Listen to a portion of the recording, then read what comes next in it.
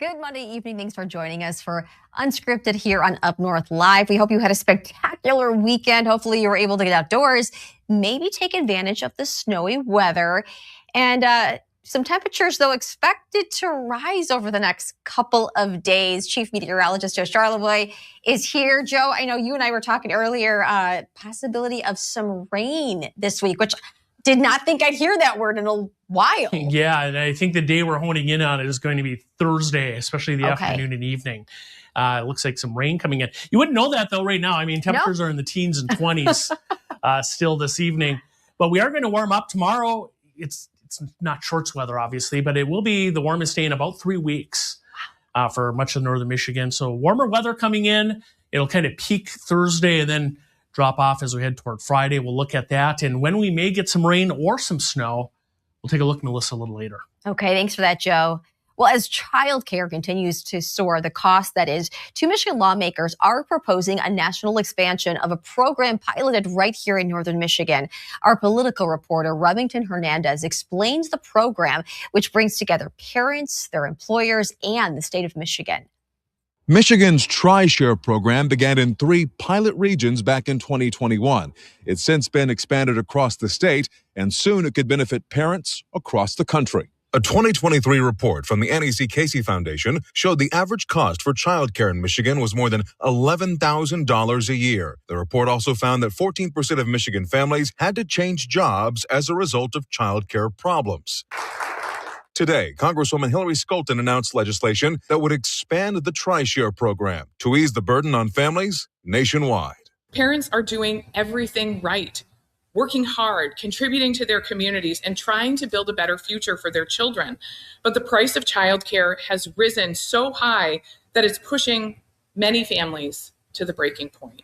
The initiative splits up payments for childcare into thirds between parents, employers that opt in, and the state. The federal bill would allocate $250 million to start new programs in some states and provide additional funds to other states like Michigan with existing programs. Skolton said it's a solution based on simple math and addresses an issue she has faced herself as a working mother of 2. I know firsthand what it feels like to feel like you are paying for the privilege of working.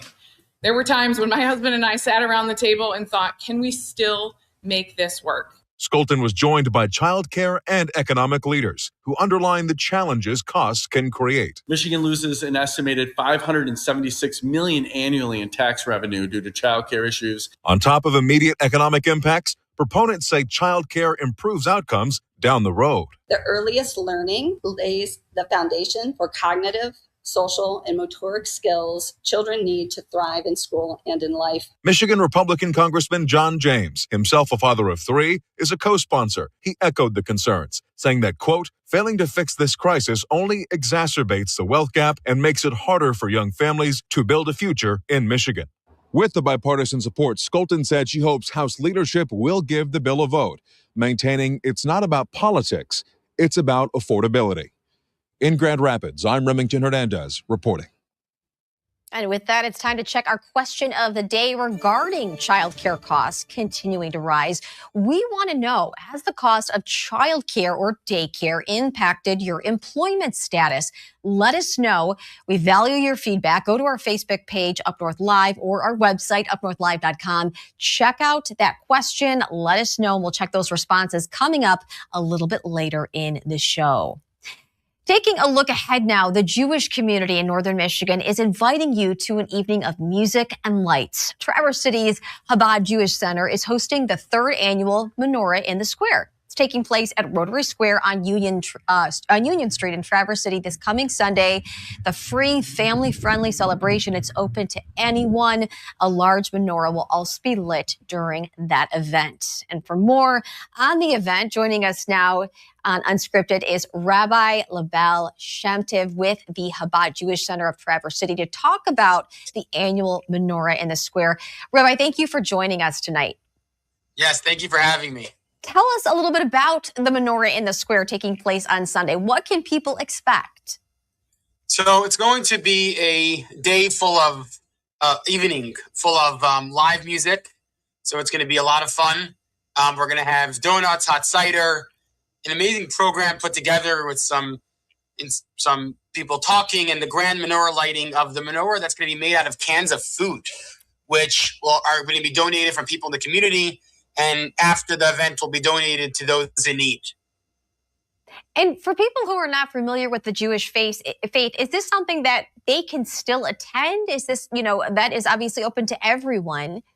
Yes, that's a great question. And yes, this is open to everybody, men, women, and children,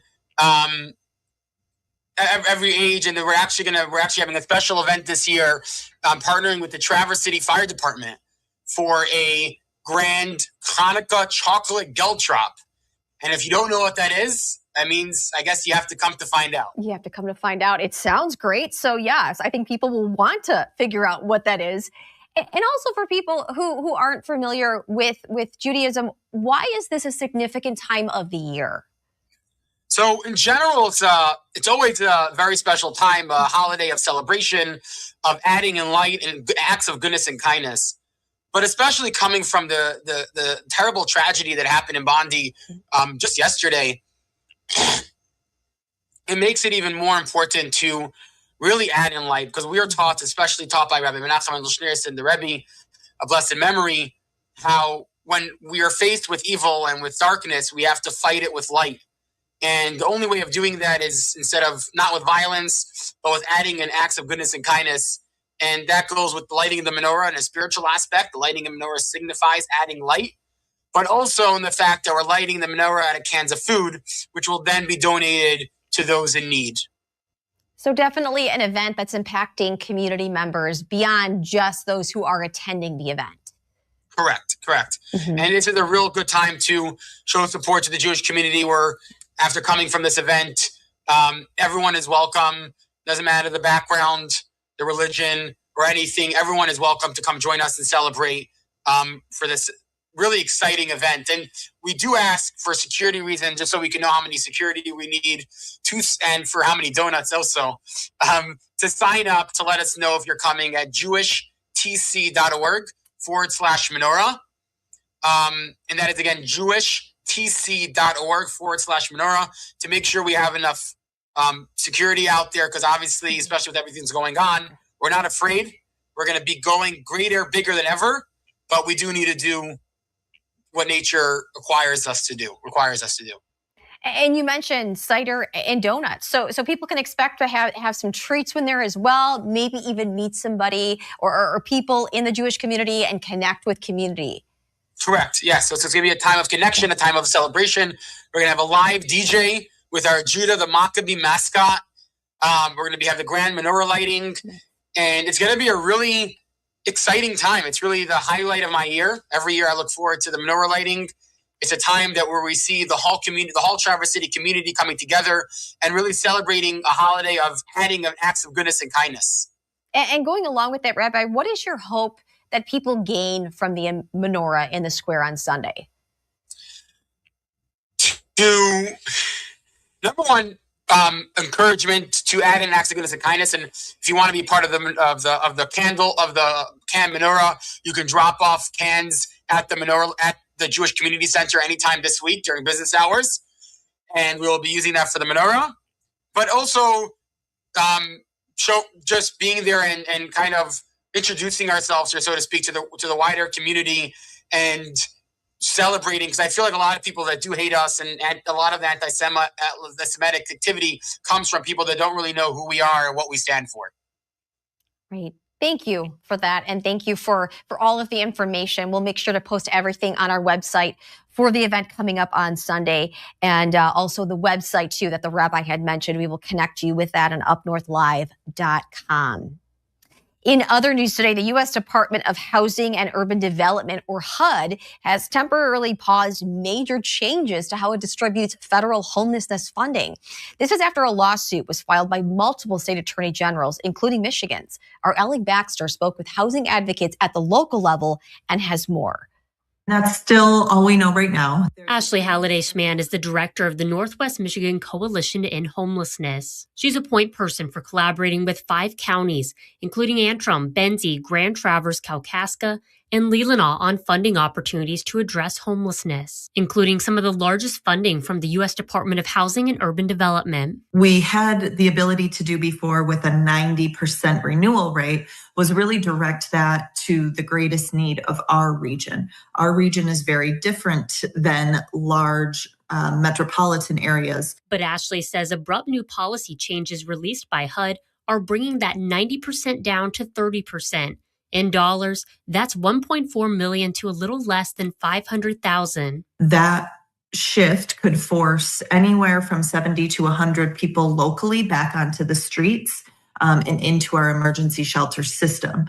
Those are people who have been permanently housed, some for years, who rely on case management support and rental subsidies through local organizations. As Ashley explains, the proposed HUD policy changes target funding for permanent housing.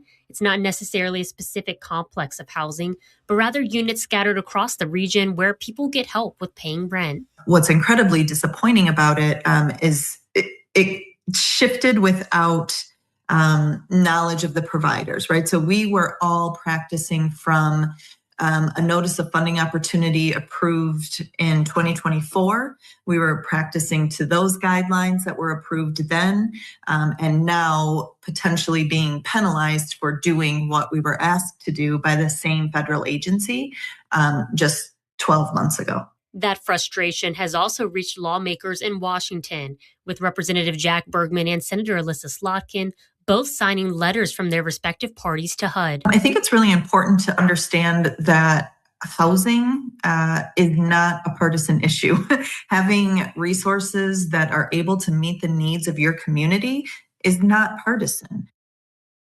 That was Allie Baxter reporting. Now, there is a hearing scheduled December 19th to force HUD administration back to court to figure out if the department intends on leaving a critical funding gap. If you'd like to make your voice heard on this issue, you can reach out to your federal representatives to make sure they don't approve these changes in the final HUD appropriations bill.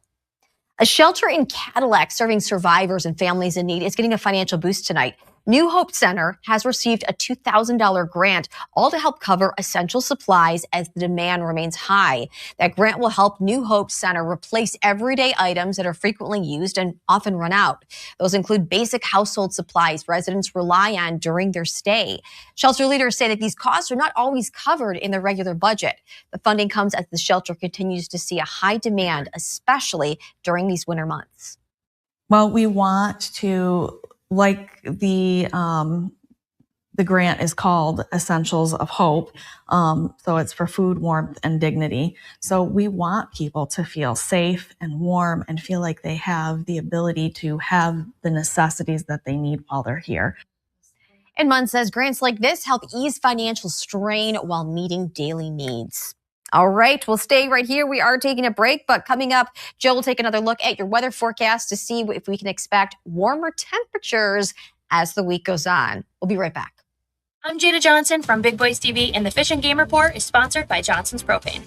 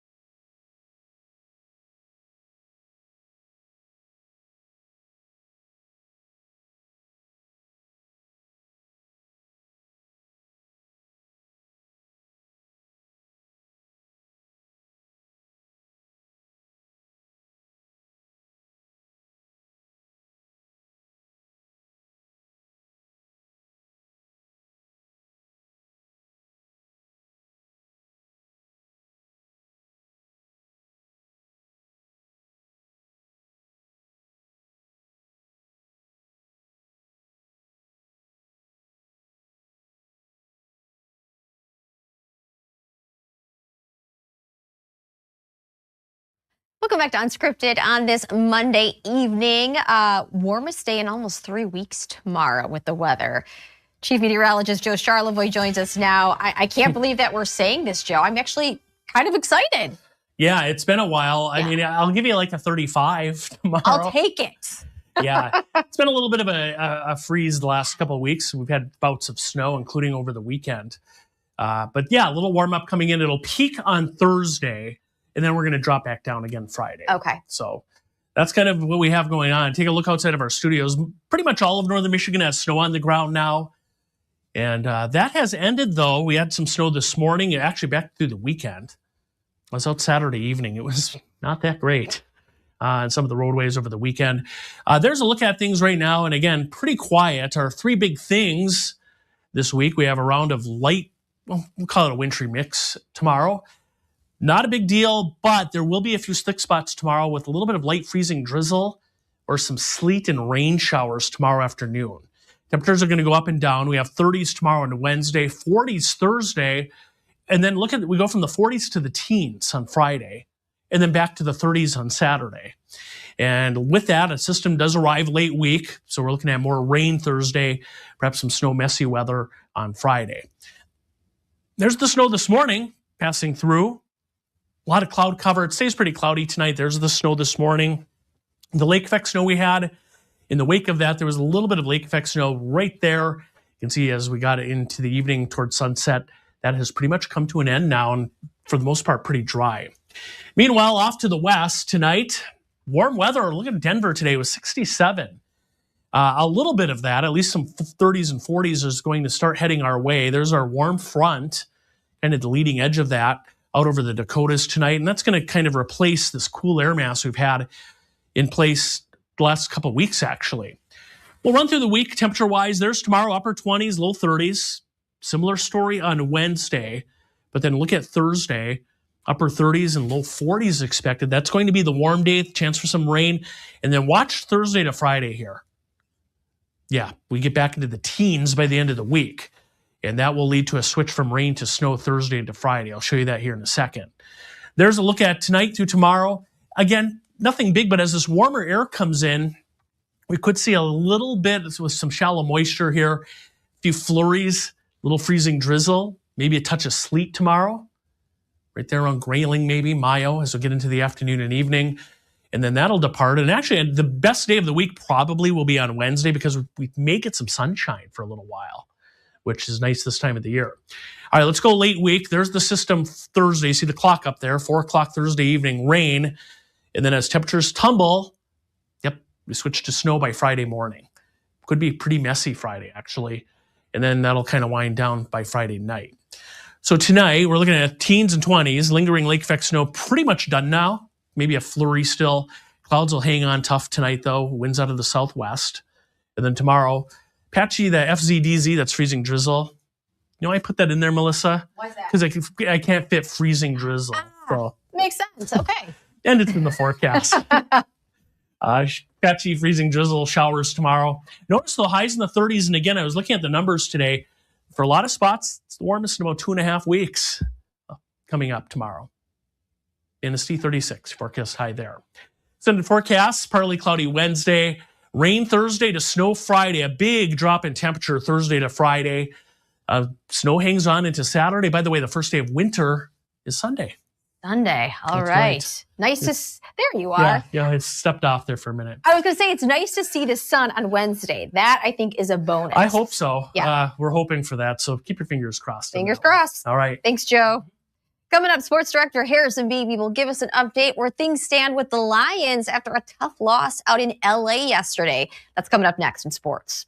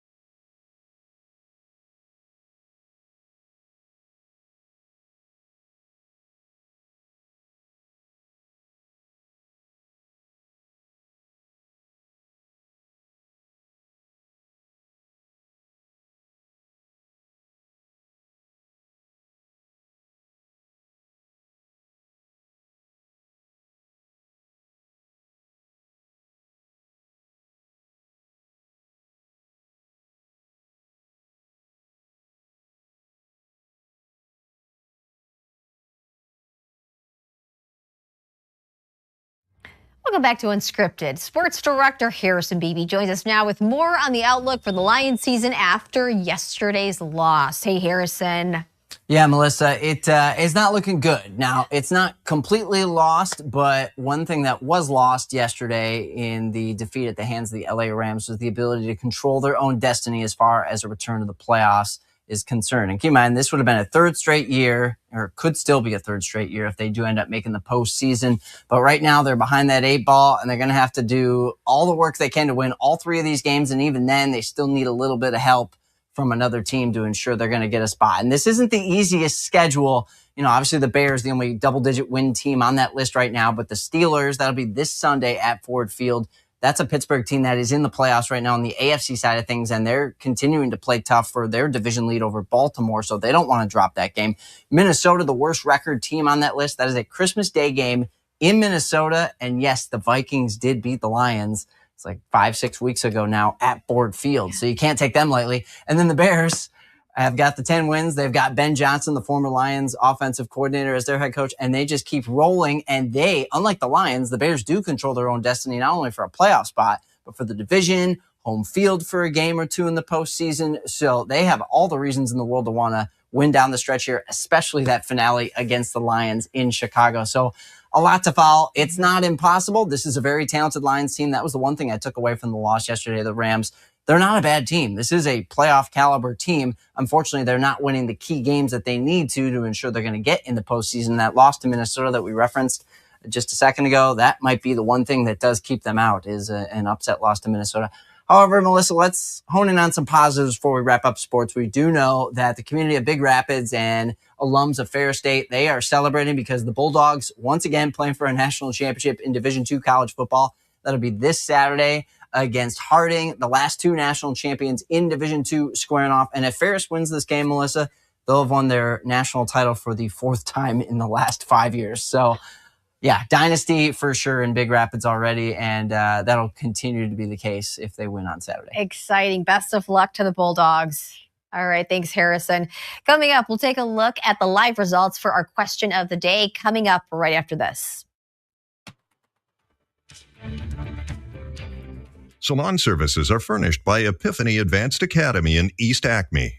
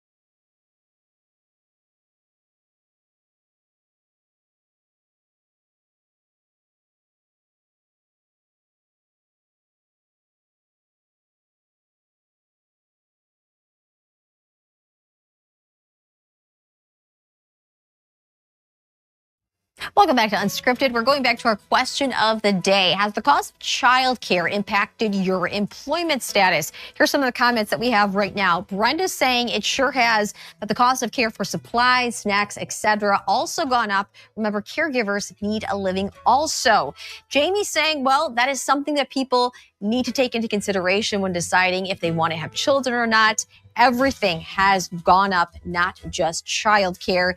As a Joe saying, my husband and I have been working opposite shifts for years. So yeah, I'd say so. And as you can see right there, 55% saying yes, it has impacted their employment and status. 45% saying no. There's still time to check out our Facebook page and our website. Check out UpNorthLive.com. And thank you for tuning in tonight. We hope to see you back here for Up North Live News at 11. Until then, have a fabulous evening. Thank